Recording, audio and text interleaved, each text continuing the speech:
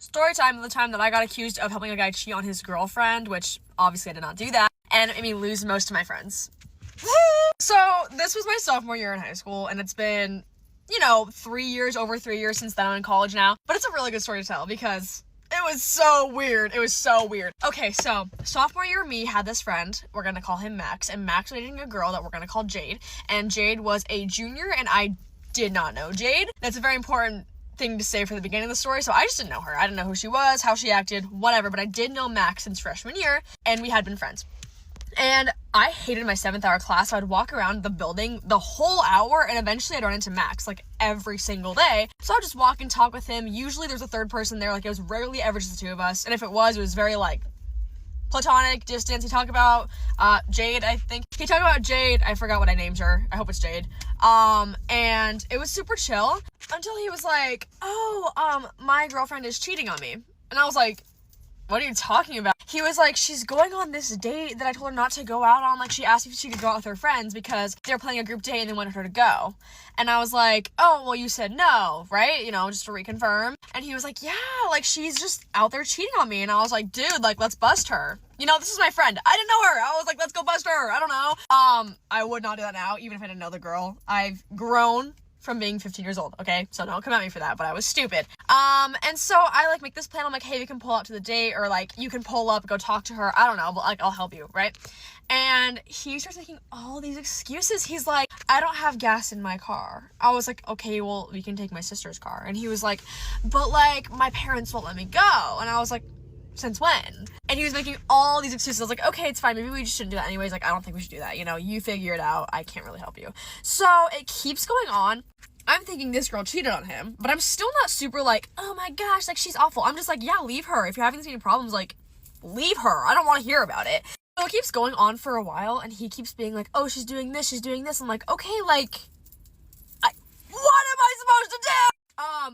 And then things get a lot worse. So I'm thinking they're gonna break up soon, right? Because I would also break up with my cheating girlfriend. I don't know. And no. Instead, one day I'm walking at school, and this girl stops me, and she was like, hey, so I don't think this is true, as far as I know from you, because we weren't very close. We were kind of friends. She was like, I heard that you kissed Max, and he's still with Jade. And I was like, whoa, someone's spreading that rumor. And she's like, yeah. And I'm like, okay, what the fuck? She's like, okay, I really don't think that's true, but, people are talking about that. And I'm like, is it because I walked with him in the hallway? I don't know. Is it because we're friends? I was like, I'm so confused. And this was right before I was walking to lunch, I'm pretty sure. So I walk into the cafeteria. My friends are sitting at the table, round table, mind you. I sit down, they're glaring at me. I'm like, did you guys hear something about me kissing Max, allegedly? Because I didn't.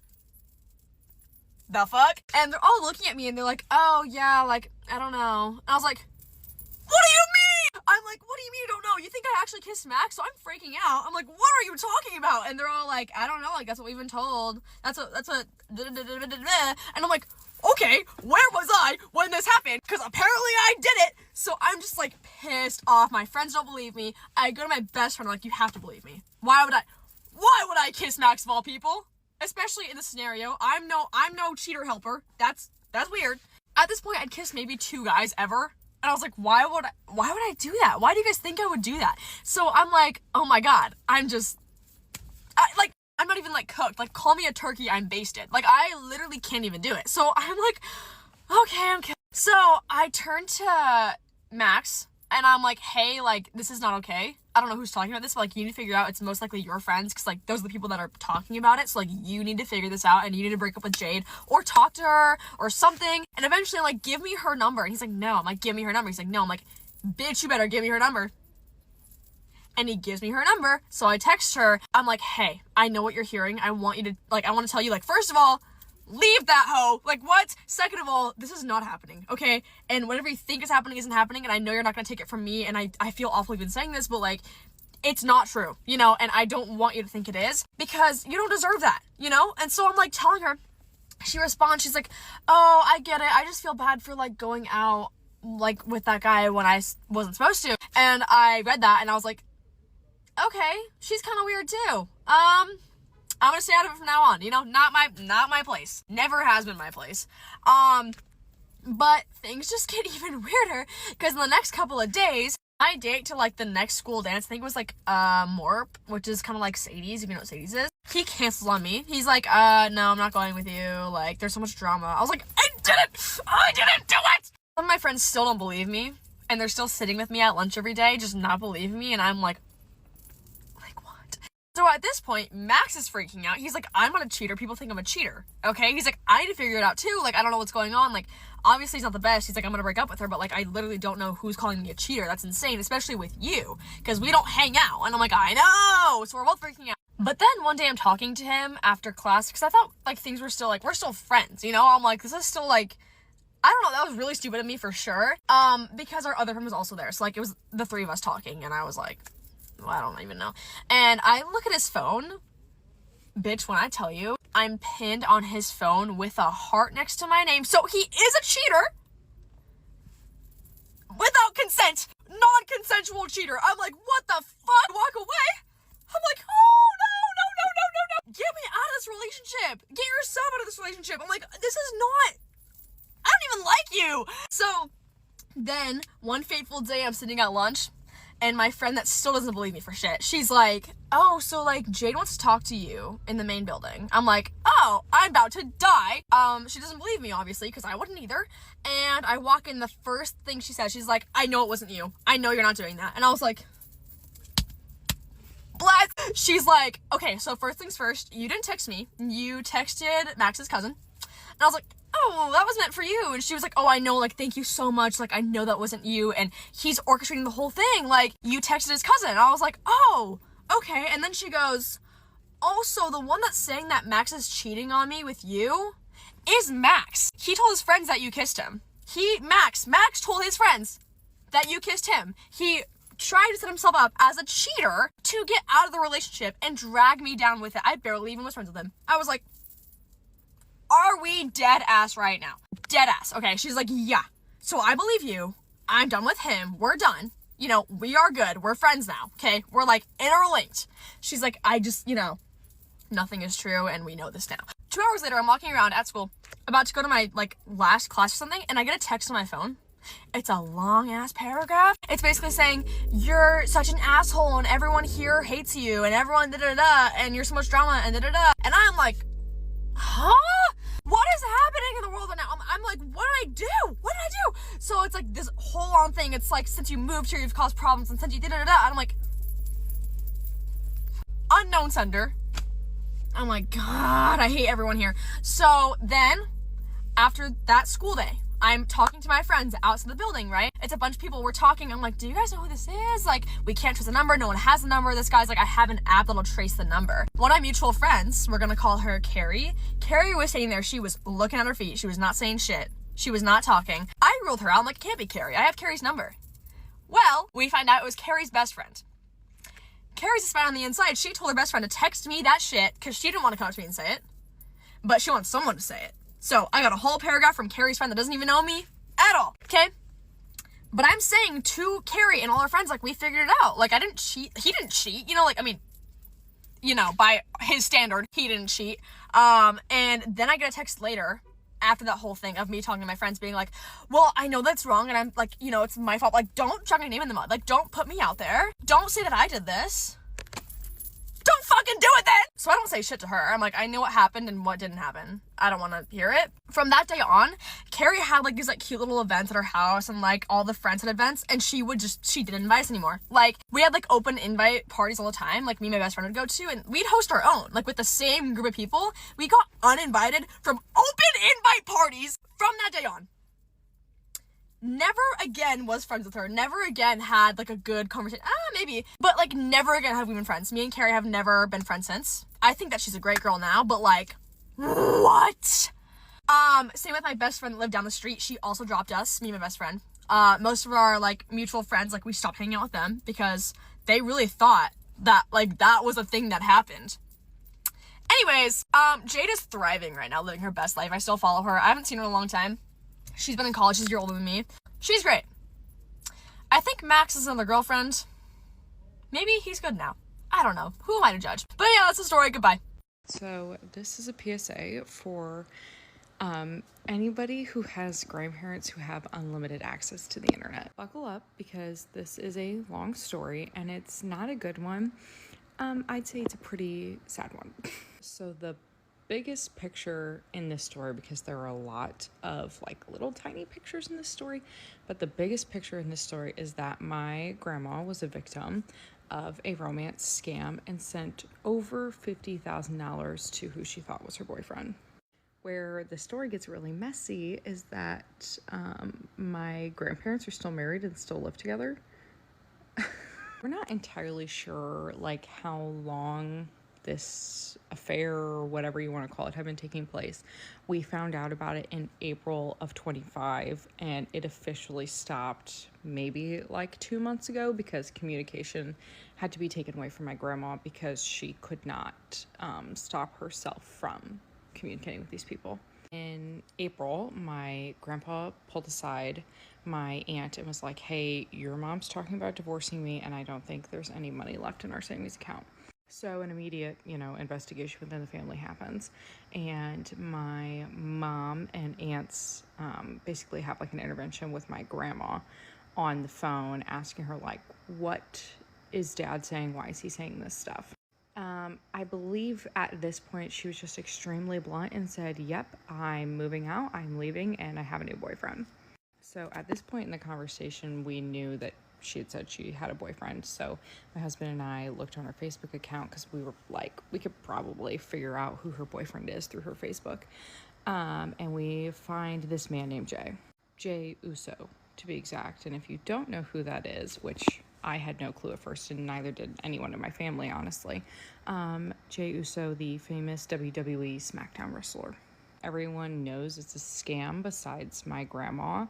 My family logs on to the bank account and sees a $50,000 withdrawal from their savings account. Side note to this savings account, because I think it's important and it's the reason why I have a very hard time with my grandma in this situation, is that my great-grandpa's mom passed away in the summer of 24, and she left him a small inheritance, just under $100,000, so $91,000 to be exact.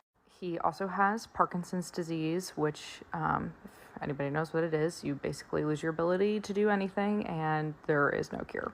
So the family decided that this inheritance was going to be used to pay for his in-home care because he does not want to go into a nursing home, so we're not going to force him to do that at this point, but he cannot like get up and walk. What was crazy is like the next morning I happened to get on Facebook and I see a Jay Uso like fan page group pop up on my feed. I'm like, well, that's really weird. My phone was definitely listening to the conversation that we were having. And it was like an AI generated photo of Jay Uso like crying or whatever, being like, baby girl, why aren't you messaging me? I miss you. And my grandma's comment is like right underneath it. Like, Jay, what are you talking about? I already messaged you. There's about 45 other older women also commenting on these pages and like 17 different Jay Uso accounts commenting back to their comments saying, follow me here on Telegram or call me here on Signal or WhatsApp. She then went on to say that the $50,000 withdrawal was for a farm property that her and Jay were buying together in either Florida or Georgia. I can't remember which state she said. Upon looking further in the bank account, we see, I think, two $5,000 withdrawals and a $7,000 withdrawal on top of that. Basically, I think he was left with $27,000 left in that account. Contact the branch manager of where the savings account was. We told him the situation, that she's being scammed, but she doesn't think she's being scammed, blah, blah, blah, blah, blah. He tells us there's nothing we can do about it was a money order that she ended up sending. And he said there was nothing that they could do about it unless it never got cashed and then it just like voids itself out after 180 days, I think is what he said. He then also told us that she tried to wire transfer this money twice and was unsuccessful both times because she didn't know the security questions to their joint savings account. For some reason, my grandma was still allowed to have her phone at this point because we thought it was important to still be able to talk to her. So she had her phone up until August, and this happened in April.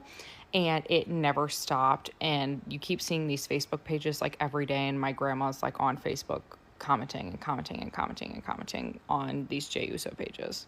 She was removed from all like joint bank accounts that they had, because not only was it the giant chunks of money that she sent to her boyfriend, it was also like $100 here, $100 here, $100 here. And we're like, man, it's like exact on the dot transactions. Like, where do you go that it's like $100? She was buying Apple gift cards. So after we removed her from the joint bank accounts, I guess she told the scammers like, hey, I don't have any money. And they're like, here, open some more credit cards. So she maxed out the credit cards she did have in her name. And then I think she opened 1 to 2 more and maxed both of those out as well, buying gift cards and sending them to her boyfriend. So her phone gets taken away, and we're like, okay, flip phone, this will help. Like, she does not need access to the internet whatsoever, especially Facebook, because that is where this started. And she definitely doesn't need like any type of social media. And we know she's been on Telegram messaging these people as well. So she wouldn't ease up, and my mom had enough. So she went over and took away her desktop computer, because she was then messaging them from her computer on Facebook after we took away her cell phone that she was messaging them on Facebook. So honestly, that's kind of like where this story wraps up at this point. After she had been cleansed, I would say, of like maybe even 3 days of not having contact with these people, I mean, she sounded completely different. And it is a very like scary situation that, imagine if nobody caught on, or caught on when we did, how much worse it would have gotten. They definitely know where my grandparents live. They have sent jewelry, roses, and my grandpa swears that he like saw somebody in the driveway once at 5 a.m. So that part is kind of terrifying. Everyone we've spoken to basically says there's nothing we can do like law enforcement wise, because she was not being held against her will. She willingly did all of this and shared all this information and gave away all this money. Check on your grandparents if they have Facebook, see who they're talking to, see who they're messaging. If they have online banking, you should definitely be monitoring what they're spending in these accounts and who they're actually talking to. And honestly, have a conversation with them about this, because like my grandma was a victim in this situation. She was very naive, and she was definitely taking advantage of like a lonely old woman on the internet, but she also took advantage of my grandpa. Anyway, that's kind of all I have for the story. There's a lot of other crazy things. That's the baby. Hold on. Okay, false alarm. But honestly, that is like the end of the story. Please let me know if anybody else has gone through something similar within their families, and if there was any way you guys tried to fix the situation. And seriously, please check on the old people in your life.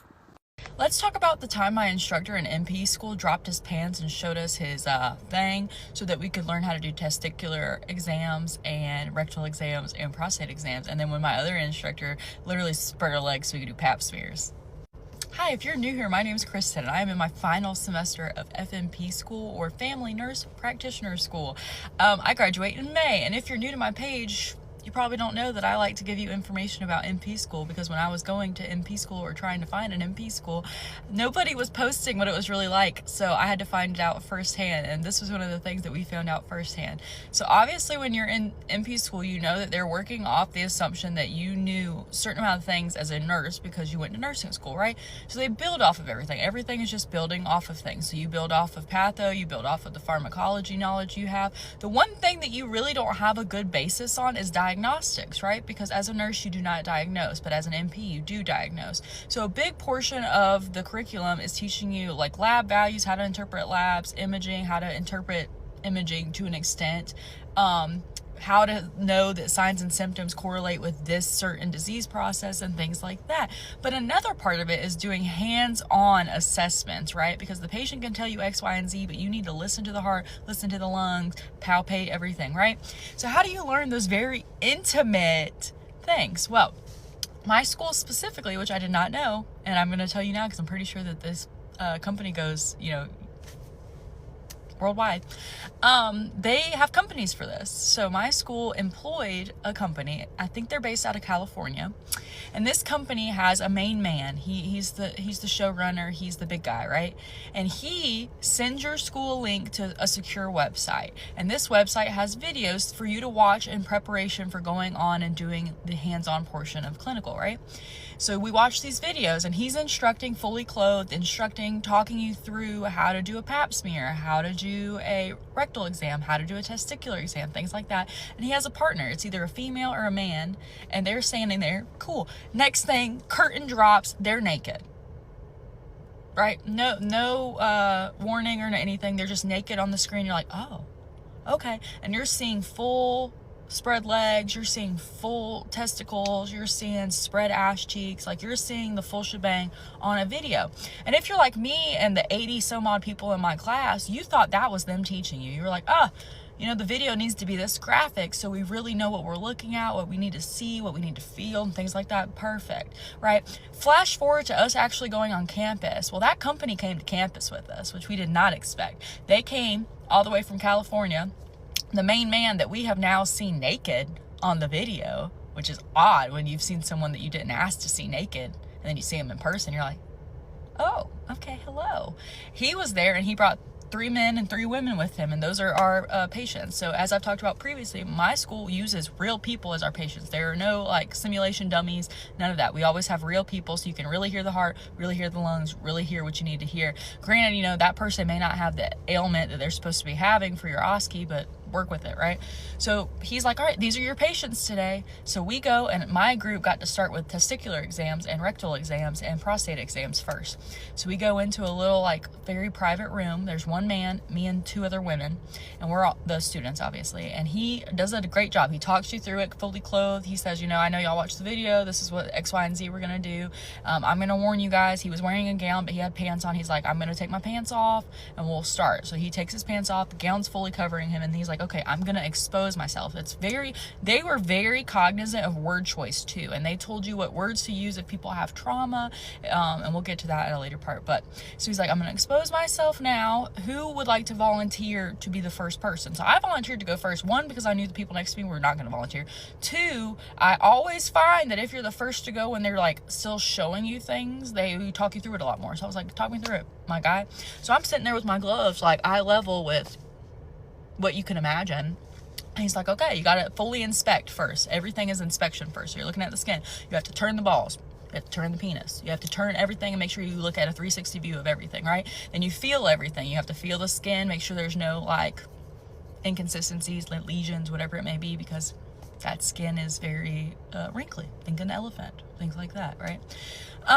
So then we did all that. Then he turns around, does another spiel after everybody's done the testicular exam, and spreads his cheeks leaning over a bed, and then we all do a rectal exam on him, and he talks you through how to do it and not hurt the patient and things like that. So it is very informative because you get instant feedback, because he's going to tell you, ow, that hurt, whereas a normal patient maybe won't tell you that hurt if they're just trying to get in and out. But he's an instructor, so he's going to be like, yes, that hurt, try this, right? Same thing happened with the woman. We walk in the room, she's already in the stirrups, but she has a gown covering her, and she talks you through how to do it. She said, I always go in with the speculum at a 45-degree angle, make sure it's fully lubed up, because if you go in at a 45, the little pincher pieces won't get skin as bad, whereas when you go in straight, it can pinch the sides of the skin. Talks you through that. Then we all got to do pap smears on her, and then she'll talk you through what hurts, what doesn't hurt. Is that too much pressure? Do you need to press down harder? If you can't find the cervix, how do you troubleshoot that? And then for the first time ever, which I haven't had to do it since then, and I don't know if I will, because I don't think I'm going into women's, we did the bimanual pelvic exams, where we literally put our fingers up, and then you go on the top part of the abdomen and you try to feel the ovaries, which was interesting. And she talks you through troubleshooting that as well. And that is how you learn real life hands-on examination techniques.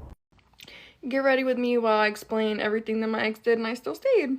So to start off strong, we were together for almost 2 years, and I went through his phone one night, and on his MySpace only, mind you, his password is 1234. I saw a video of a girl, giving him some pleasure, and he was in the camera and his excuse for cheating on me was the fact that he thought that I wasn't a virgin when we first did it because I didn't bleed. Okay, so another thing, we were texting one day and I saw a meme on Instagram and it was like, when my man nuts fast, but I still love him.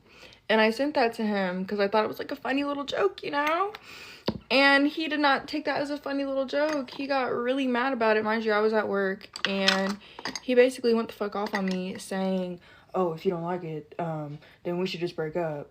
This is before I found out he cheated on me. We should just break up because all my other bitches didn't care that I nutted fast and blah, blah, blah, blah. Mind you, he told me that he's never really had sex with someone, so he's clearly lying about that. I still stayed because, you know, gotta see it through. This one time, this is after I found out that he cheated on me, and I was just feeling so bad about myself all the time. Like, always thinking that he was cheating. He never stopped. I would tell him about it and how I just didn't think that I could do it anymore. And he literally told me, you're lucky that you have me because you don't even know how all these other guys out here, they be cheating on their girls all the time. I only cheated on you once. How they literally telling me how girls would get cheated on all the time, so I don't have it bad at all. He would also tell me, like, his reasoning that he was a good boyfriend is that he would buy me food.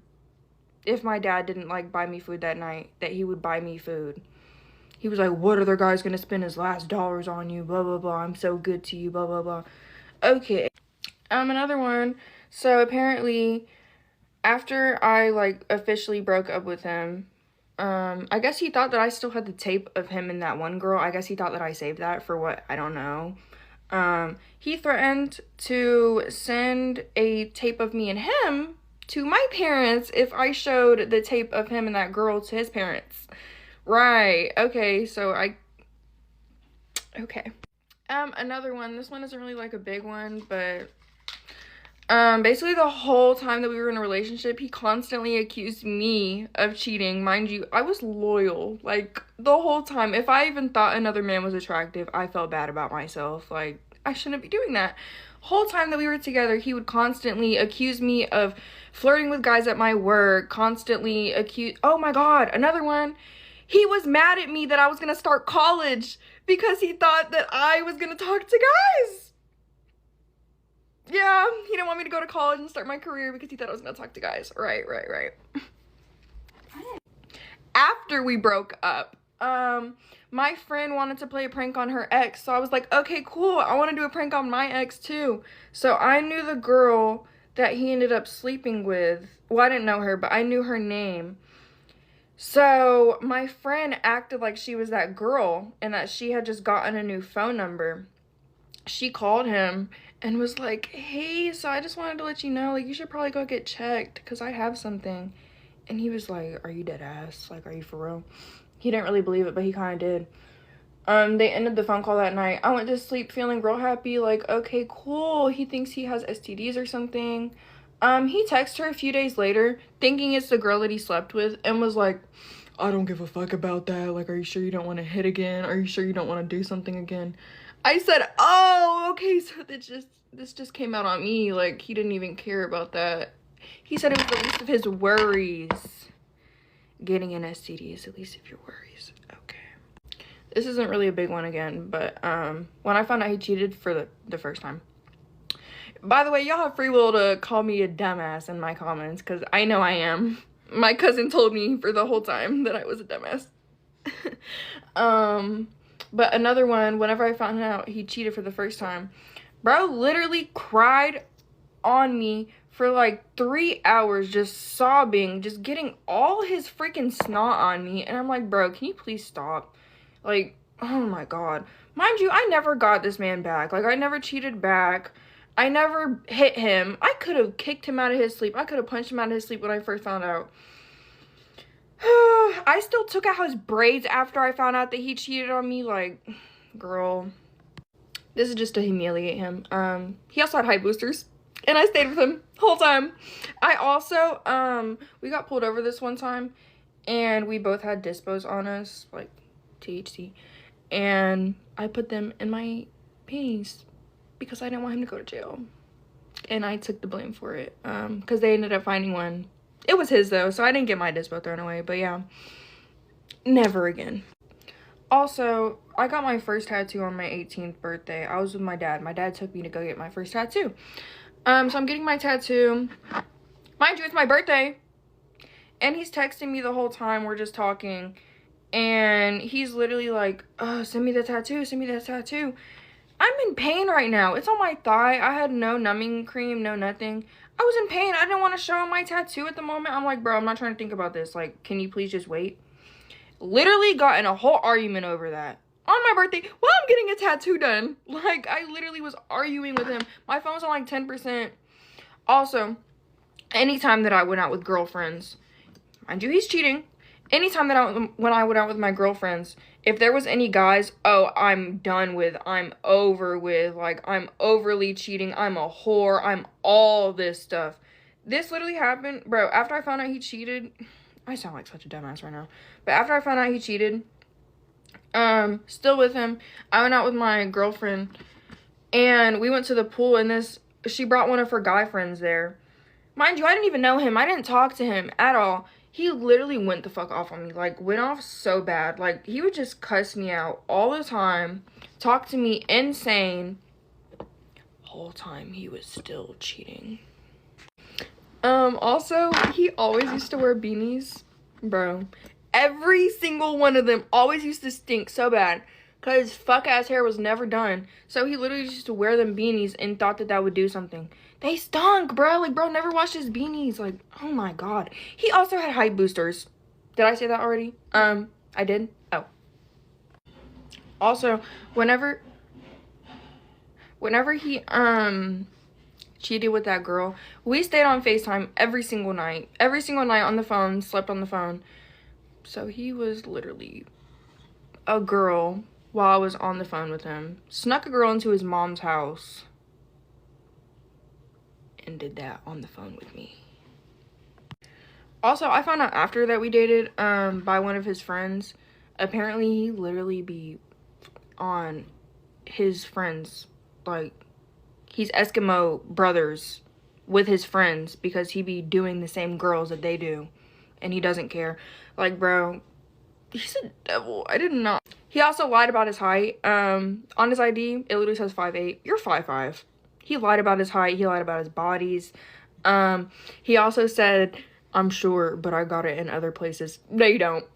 No, you don't. You're small. And I'm not just saying that because I'm one of those girls. Like, no, it really wasn't all that. Like, I really didn't even finish half the time. But, you know. Also, whole time we were in a relationship, he did not have a car. He literally didn't officially get his car until the day I broke up with him, which is ironic. But, when he got his car, it wasn't, like, working yet, so he had to tow it to his house. He didn't have the money for it, so he was just gonna try and drive it, and because I was such a good girlfriend, this is after I found out he cheated, so I was still being such a good girlfriend, and I paid $200 for him to get it towed to his house. So he didn't have to get stuck on the side of the road. And then after I officially broke up with him, he started calling me like crazy. Like, bro, this man is a maniac. He was calling me like crazy. I told my aunt to answer the phone because he would nonstop call me. And she was like, Mackenzie doesn't want to talk to you. He was like, oh, I don't believe that. Oh, I don't believe that. Right. But that's mainly it. So when I was 12, I started talking to this guy online. He was 22 at the time. And so it was all pretty innocent in the beginning. We talked for maybe like a year and a half. And he lived in Virginia and I lived in New York. And so after the year and a half of just talking online through Skype and text message, he drove from Virginia to New York to see me. So it's like 4 o'clock in the morning, and basically I sneak out of my house. I'm 12, or I guess I was like 13 at the time. So, I mean, that doesn't make it any better. But, so I sneak out of my house to go inside of this man's car, and he pulls maybe like 1,000 feet away from my house and just parks the car. And we're just sitting in the car talking, basically like you meet somebody for the first time and you have like a normal human conversation that's not over text message. And so this is our first time meeting, and the cops rolled up. So somebody must have called the police and was like, there's this car sitting outside of my house. So this cop is like walking around the car, shining the flashlight in the car, and this man had really, really dark tinted windows. And basically the flashlight was just reflecting back, and you could not see inside of this car at all. So I'm like slouched down in the front seat as far back as you can so this cop cannot see me, which is wild because I don't know how they didn't see us sitting in the car, or they just didn't care because we were just sitting there talking. But anyway, that happened, so we were like freaking out, and then the cops sat there for maybe an hour, and I'm like, I need to get home, I need to get back in the house before anybody realizes that I'm gone. I shared a room with my sister. I specifically slept on the couch in the living room because it was premeditated sneaking out, and like the sliding glass door was left open on a crack. It was just a whole mess. But finally this cop leaves, and he drives me back to pretty much close enough to my house for me to walk. I mean, I was pretty close anyway, but closer. So I walk, and I see that the living room light is on in the house. Like, we had this big window in our house, and the living room light's on. So I'm like, I cannot walk in right now through this sliding glass door because I'm gonna get caught. It must have been like 6 o'clock in the morning at this point. I have no idea who was awake. But so instead of going inside of the house, I decided to go into my sister's car, and there was a bumper sticker on it, and it said "Time flies when you're drinking rum." So I'm in the car, I have my phone on me, and they finally realized that I'm not in the house. So somebody went in the bedroom and checked that I wasn't there. So I'm getting text messages, where are you? Where did you go? And I'm like, oh, time flies when you're drinking rum. Because that's what the bumper sticker said. So I'm like, maybe if I just give them clues and confuse the shit out of them, they won't come looking for me, and then somebody will leave from work and I'll eventually just go back inside. And that's exactly what happened. I waited for my parents to leave to go to work so I could go back into the house. So yeah, that was the first meeting with this guy that was 10 years older than me. So I'm 14, I'm in 9th grade, and I'm talking to this guy online, and he's 10 years older than me. My mom knew, she found out, and basically it was like an open investigation. I lived in New York, he lived in Virginia. There was like this whole thing that my parents brought it up to the police, and they were like searching for him. It was crazy. But that's for a later day. Today is the most wild thing that I think happened within the entire span of while I was talking to him. And maybe not the most wild, but definitely the most funny to me now looking back at it. I'm 26. But so my mom had blocked him in our phone carrier through them. I think it was Sprint at the time. So I had my personal phone, and I couldn't text him with it, I couldn't talk to him, but I had my computer, so we Skype and whatnot. So he drove from Virginia to New York, where I lived, and he gave me his old BlackBerry phone. So I bring the phone to school, I'm talking to him, and I get called to the office, and I'm like, alright, this is weird, why am I getting called in? And then I was like, I wonder if somehow they know that I have this phone or whatever.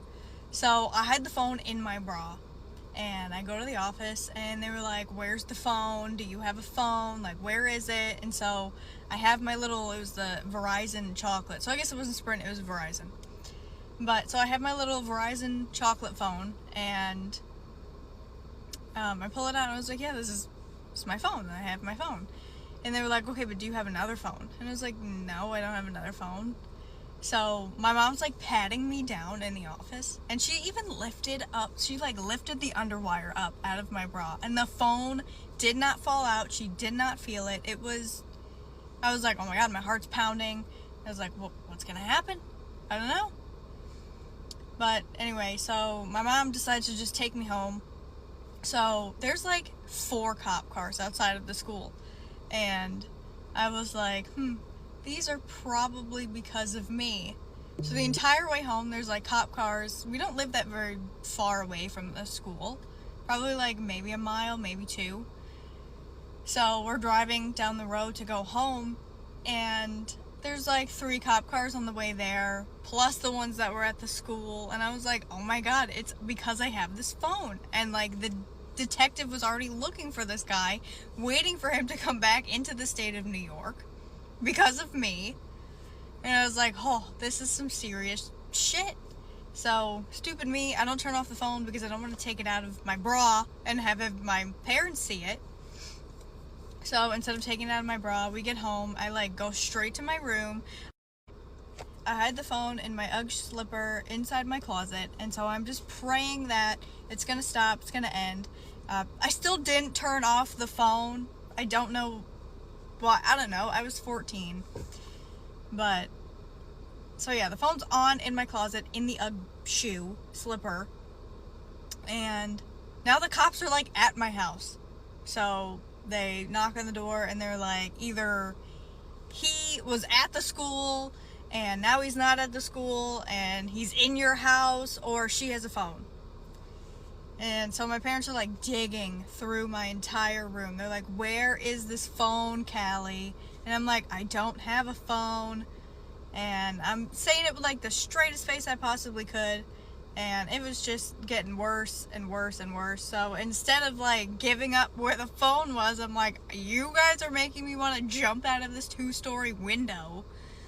And so then they like turned their attention to me saying that I was gonna jump out the window, to putting me in handcuffs and trying to like scare me straight in the back of this freaking cop car. And I'm like, yeah, I'm not scared. And I'm also in my head not telling you where the phone is. Someone's gonna have to go find it if they really believe that there's a phone there, because they believed that it was there, and it was there. But I wasn't giving myself away or up. Not gonna be me. Yeah, my mom didn't find the phone, and they let me out of the cop car, and I went in there, and then I turned the phone off. And I turned it off pretty much for good. One day my mom did find it later on, and then he ended up giving me a new phone so we could talk through there. And everything kind of slowed down for a while. And then the cop situation kind of went away for a while. But yeah, that's the story of there being like 8 to 9 police cars because of me and a phone. Because they thought that this 24-year-old man was roaming around in a high school, but it was just me. Yeah. Story time on how my dad mistress murdered my mom. This is gonna be a long video, so buckle up. I'm gonna do my nails because I'm a little bit nervous to say that story. So here we go. My dad met my mom when she was 18, and my grandma didn't like him for her, but she still chooses him anyway, which was her biggest mistake. And they decided to start dating, and she moved in with him. He had like a 1-bedroom apartment, so she moved in with him, and a year later she had me. And after she had me, she had like a best friend, but the best friend was jealous of her and decided to cheat. She cheated with my dad and had a daughter because she was so jealous that my mom was getting all the attention, receiving gifts for the baby, which was me. So she decided she wanted one too, and she wanted the same man. So he cheated with her and had a daughter, which she's a year old younger than me. And my mom decided to stay with him even after he cheated, which was her biggest mistake. So after she decided to stay with him, he continued to cheat, and 4 years went by. They had my little sister, and after they had her, he was still cheating and went and get another lady pregnant, which was the mistress that I'm gonna tell you about. After she got pregnant, she gave birth to a daughter, and I think a year or two later, he got the same woman pregnant, and then she gave birth to a son. And my mom still stayed. Once a nigga cheat on you, you gotta leave. So that's 3 kids, and she's still staying with him. And I think a few years went by, and he proposed to her. So they decided to get married. After they get married, the mistress kids, he made them stay with us. And while they were staying with us, I guess the mistress wasn't happy that she wasn't the she wasn't the wife. So my mom was the one with the big house, the ring, and all that stuff. So she got jealous and took the kids back. And after that, my dad come here, the United States. After he moved here, I guess the lady did some kind of voodoo to make him obsessed with her. So once he become obsessed with her, everything was he gave her everything. She was the one giving us money, buying our clothes, and even bringing grocery to the house. And my mom was so angry that she didn't even eat the food that she brought to the to the house, I mean. So after all that, my older sister, I forgot to mention, my dad had a first daughter before he met her, which she also was staying with us. So the mistress convinced my older sister to get my mom underwear to her. So once she got the underwear, she did some kind of voodoo and put powder. It's like a curse powder. Once that get onto you, any part of your body will start to rot.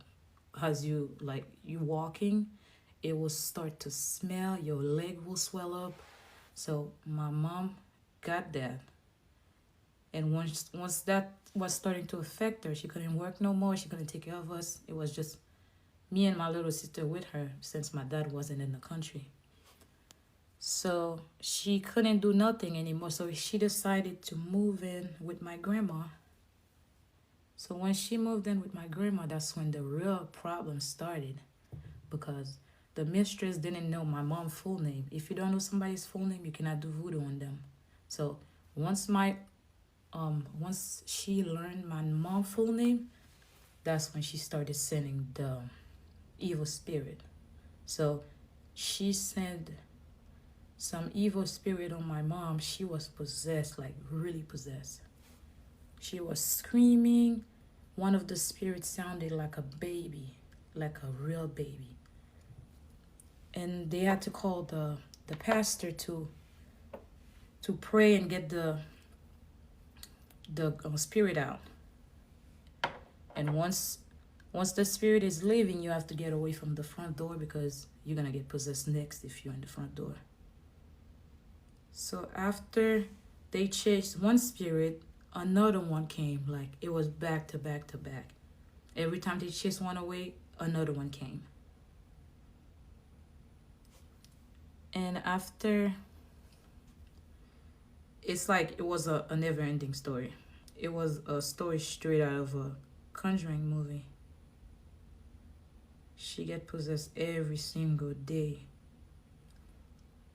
And it wasn't enough, but yeah, it was never enough. Every time she get possessed and the pastor chased one away, another one came. And my little sister was 7 at the time, and I was 11. So she was crying because she didn't understand what was wrong with her mom. She was just 7 years old. Watching your mom cry like a real baby was very disturbing. So my grandma decided she did everything she could. She was Christian, so she only believed in God. But sometimes it gets so bad that my grandpa had to step in, which he's not Christian, so he's gonna get his hand dirty by doing the voodoo to try to get her out of this situation. So it was like in the morning they'll pray. If it doesn't work, the afternoon my grandpa will show up and start doing rituals in the house. They were doing everything they could to get those ghosts out of her. And whenever they questioned the spirit and asked who sent you, they will say the lady's name, which was the mistress. So every single spirit they question mention the lady's name. And you cannot chase the spirit away if it doesn't tell you their name, or if you don't know the name of the spirit, you cannot chase it away. So it was back to back ghosts being possessed, and all this time my dad wasn't doing nothing. He was like, oh, it's her fault, she asked for it, even though my mom didn't do nothing. She was basically a victim, but he didn't care because the lady also got him under her thumb by doing the voodoo to him also. So all this time, they finally put me in school. I was going to school, and then one day I came back. My grandma took her, I think it was, I don't even know where she took her because I was so little. I had no idea what was going on. She took her to some kind of location, and she was doing fine. Like, my mom was healing. She was talking. I talked to her on the phone. She was fine. And then I'm running out of time. Go to part 2. So if you didn't watch part 1, go ahead and watch it because it gets crazier. So my mom she was kept getting sick. She'll get better and then she'll get sick again. And it was really hard to watch. And I had to take her a shower. I was 11 years old. Having to take your mom a shower it'll do something to you. And my dad was constantly saying that she deserved every single thing that's happening to her, even though she didn't do nothing. And since my grandma was Christian, she was bringing pastor in the house. They were praying, using holy oil, which has a very strong smell to it. So they'll do that. And if it doesn't work, the next day my grandpa will show up. He'll do like ritual. You have candles, you have herbs to try to bring mama back to normal. And then when that didn't work, my grandma took my mom to a church gathering where there's like a lot of pastor and priests gathered to see if they can do something for her. And one of the last spirit that was on her was a cow spirit. She was mooing like a cow, and she even started growing two bald, the size of like this big on her forehead. So she was starting to transform into an actual cow. And so after all that started, my dad called her on the phone. She was starting to get better, but since she was still fragile, my dad called her, and then he started screaming at her, cussing at her. And a vein in her head exploded.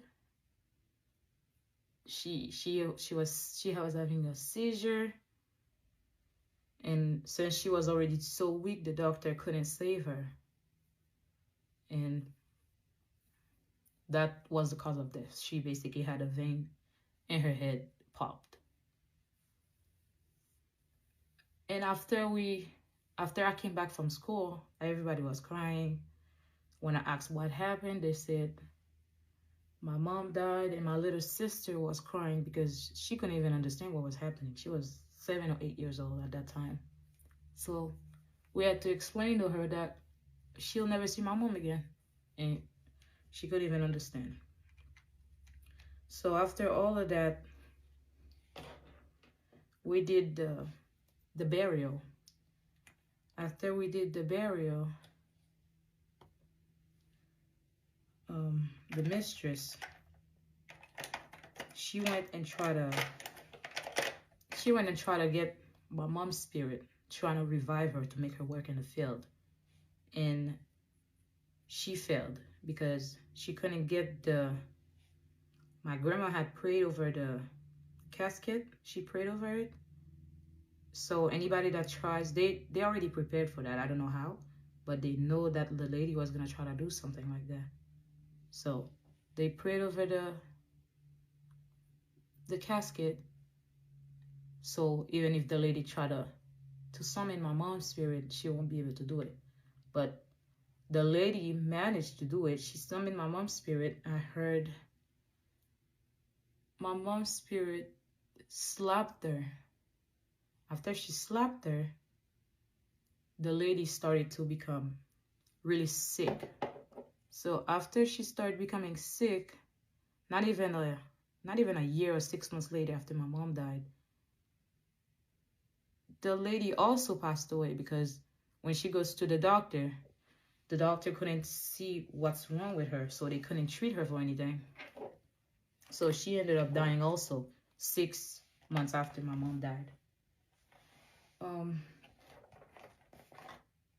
Yeah, after that happened, her kids become orphaned because their mom died and nobody was gonna take care of them because they didn't have no family.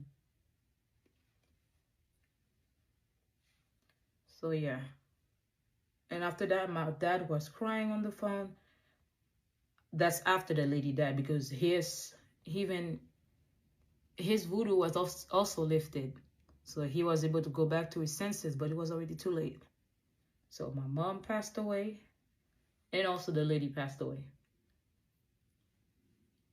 So it teach you a lesson. If a man cheated on you, you gotta leave because it's gonna cost you your life someday.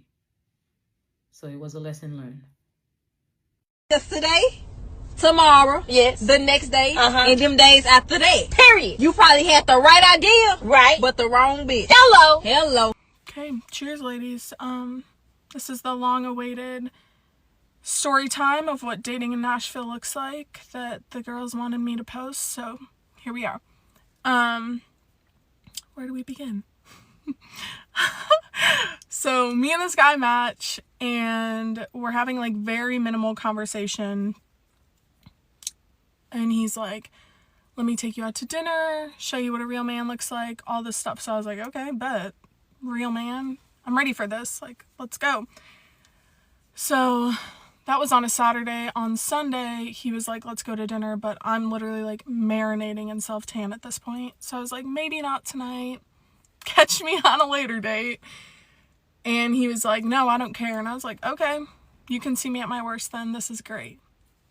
So we go on this date where he's like 45 minutes away, and where we were gonna go see Christmas lights and dinner was where he was.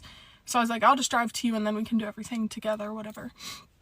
And he was like, clearly you've settled for less in your past, like the man is supposed to drive, like I'm gonna come pick you up. And I was like, okay, fine. Comes and gets me. Within 3 minutes of the drive, he has already told me that he has to stay in Nashville. I guess he's here for work.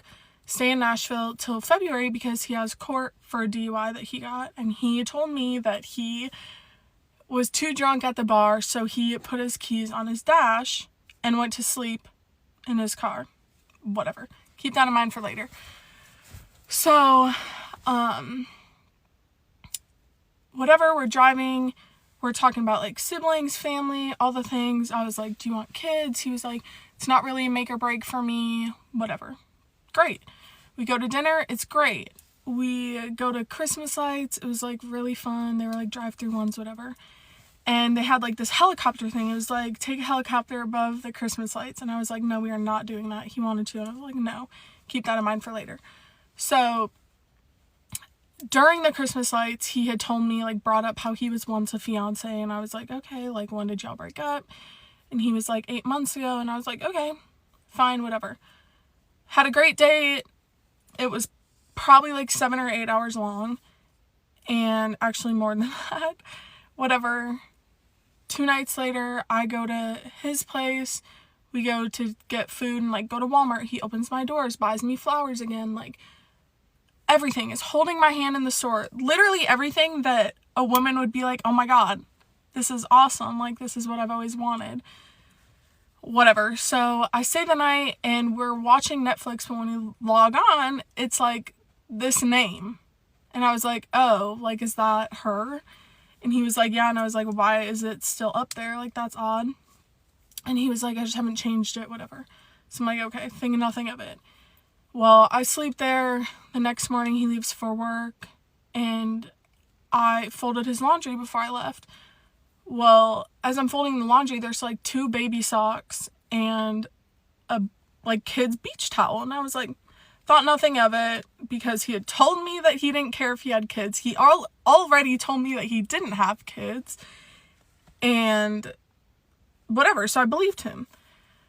Well, I go home that morning and I'm like, something in my stomach is off. Like, I need to look up this girl. So I look her up. They literally have family photos from not even a month ago.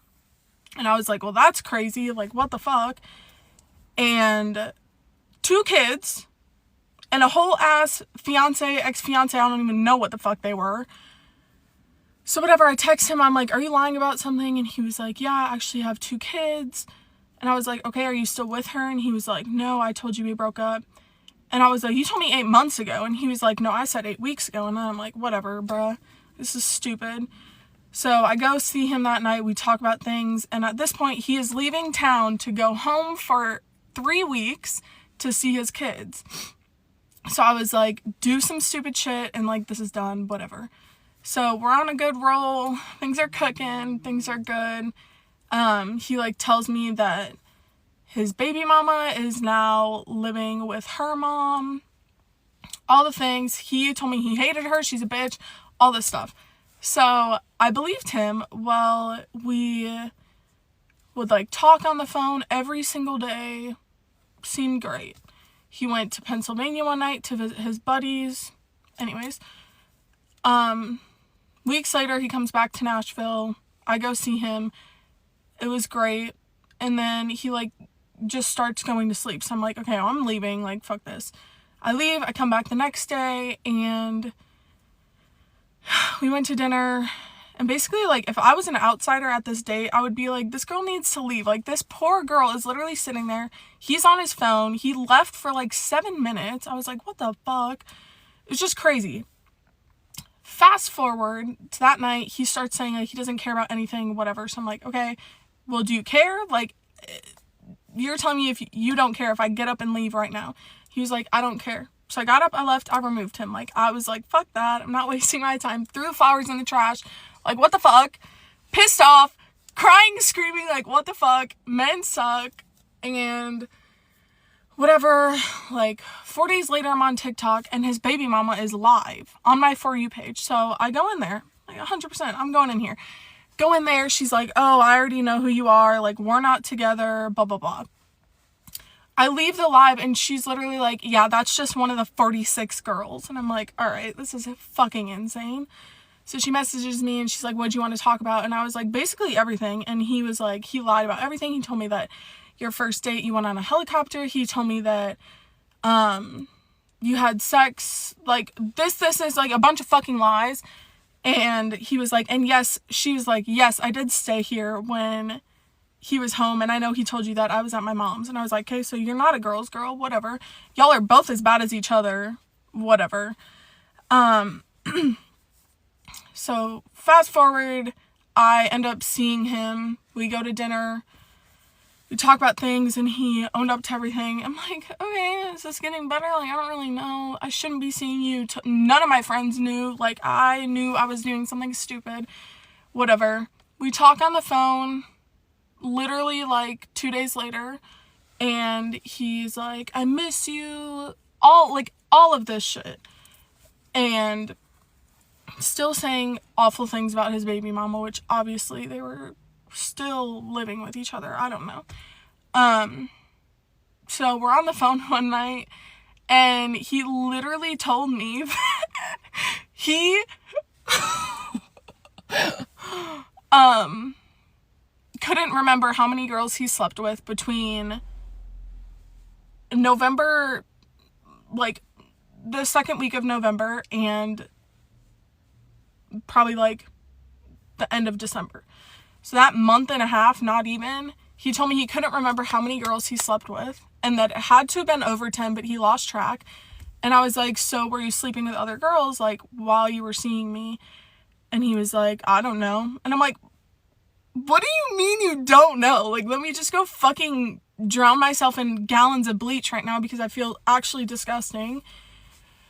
Also, he apparently fucked a girl in Pittsburgh when he went there, so that was great. Like, literally everything was a lie, and he was admitting short on time. So basically where it left off was I was like, okay, whatever, removed him on things. Well, this past week I get a picture of him and his baby mama in bed together. So that's all I have to say here is don't trust men. Definitely don't trust men that travel for work. There's probably been 8 million fucking girls in that camper of his, so that's disgusting. And everything was a lie. And I probably forgot 50 details because it literally was a movie that I was living for a month of my life. So, if I forgot anything, girls, help me in the comments. But yeah, it was literally insane, and I think that I would honestly rather do a lot of things in my life than ever talk to a man seriously again. Because what the fuck do you mean you told me that you wanted to... Anyways, I'm done. My new ick has been unlocked. Okay, it appears that people want all the details. And a lot of girls on here have had a lot of questions, so I'm just going to answer them. So I don't have to answer them in the comments. To start off, people are wondering how old he is,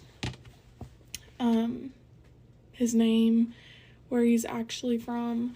He's 22. He's from West Virginia, and I'm not gonna say his name just out of respect. This much that I do still have. But his initials are BMN. If that rings a bell, then you can message me or further if you're curious. A lot of people were asking, like, why was I still going out on dates with him after he lied, etc. Initially because his point was that he didn't tell me he had kids because he said girls were quick to run. And my point back was like, if a girl's quick to run the second she finds out you have kids, then she's not your person, and then fine. You know that right off the bat, great, you don't waste your time. So once we got past that, he had originally told me that she cheated on him and that he came home one night and there was boots on the porch that weren't his, and then he walked in and she was screwing another man, which there's not a porch on a camper. So one, there was the lie right there, and two, she said that he cheated on her, so they both said vice versa, and that's confusing. So clearly they believe in the 3 truths thing, like their truth, the guy's truth, the girl's truth, and the real truth, but that's not a thing. Like, genuinely, that's not. If you ask my ex any day if he cheated on me, he would say yes. So there's just the truth. Like, it's not that hard. A lot of people ask, how didn't I know that he had kids or the ex-baby mama based off of when I went to his place? And that's because he simply threw every single piece of evidence into his kids' room. So when I eventually did see it, there was just toys and everything thrown in this room. And it literally looked like 5 hurricanes came through because it was just literally all thrown in there. A lot of people were asking things that he would say to me, and like, just crazy things he said. One thing is that he always told me that I was crazy, I was psycho, I was an overthinker, all the things. And that's clearly because he gave me a reason to overthink. Like, he was lying about everything. And every time he did something and I knew that he wasn't telling the truth, he would be like, you're crazy. Example, he sent me a picture of a perfume bottle. Obviously, you're not wearing Sol de Janeiro, and if you are, we have issues. So whose is it? And he blamed everything on his sister, so that's crazy. Someone asked what the real DUI story was, and that is that he was drunk driving on his way to go screw the Chewy's bartender. He crashed into a guardrail, and there's that. Someone asked crazy things that happened when I was talking to him. I can't believe I'm exposing myself. Like, I let this happen. The second time we hung out, he went to the hotel that all of his buddies were staying at, work people, and he would literally sell them, like, prescription drugs. So I get some people don't think that's a big deal, but, like, going into the medical field, that's kind of a big deal to me because I'm not getting caught for that. And in the same night, he literally whipped out his AR, which I'm not against guns, but when an AR is this close to my face and I don't even know this man that well, it was a little crazy. And so he sold it to one of the guys he was working with, and they were literally walking around like parking lot like this with AR. It was not something you do. So guys, take advice from that. Don't do that. The story that he told her, since people are getting confused, he called her, and basically he called her that night when we were at dinner when I said he was gone for 7 minutes. That's who he was on the phone with. And then he called her when we got home. He literally locked me in his bedroom. I don't know if you know what a camper looks like, but it is about this big, and the bedroom is literally a bed and like 2 inches of space on the side and 2 inches of space at the bottom of the bed. Anyways, right outside of his bedroom was the bathroom. So he used the bathroom door and the bedroom door and like hooked them to this like specific point where like the doorknobs, everyone knows the trick, how to lock a door with doorknobs. He did that, and I was literally like, what is going on? So then he went in the bathroom and talked to his baby mama on the phone again. Anyways, he told her after, he called her and was like, yeah, me and Rachel just, and that was really weird, not scissored. I'm trying to be better with cussing because my professor saw this video, or my last one, so, anyways, he said that we had sex, and, that I wanted a relationship, and he didn't. And he told her that I got mad and started yelling, so he kicked me out, which none of that happened, like, at all. Not a single one of those things happened. And then, what else? Sorry, I'm trying to look at my notes that I took. Oh, when we went to dinner, I asked him his reason for lying about everything, and he said that he wasn't planning on catching feelings for me, so when he did, he was either like, well, I hurt you or I hurt me, so I hurt you, but then he was like, in the end it was like dumb because I just hurt both of us. So that was that. He also almost told me that he loved me, which I think he meant to say that on the phone to his baby mama, but definitely wasn't me, and if it was, that's even worse. And then the final question everyone's asking is, why did I stay talking to him? And that's because, one, I just have a big heart. Like, I don't really know how to explain that. I'm very forgiving. I give second chances to the wrong people. I feel like when I realize someone wasn't loved the right way growing up, that I can just, like, make up for that, and I can't. Like, I tried to do every act of service possible. Don't do that. I will never do that again, ever. He also seemed like he was serious. Like, I've never had a guy buy me flowers, open my door, like, do every little gesture. So I was like, seeing that as, oh my gosh, he actually, like, feels a way. Obviously not.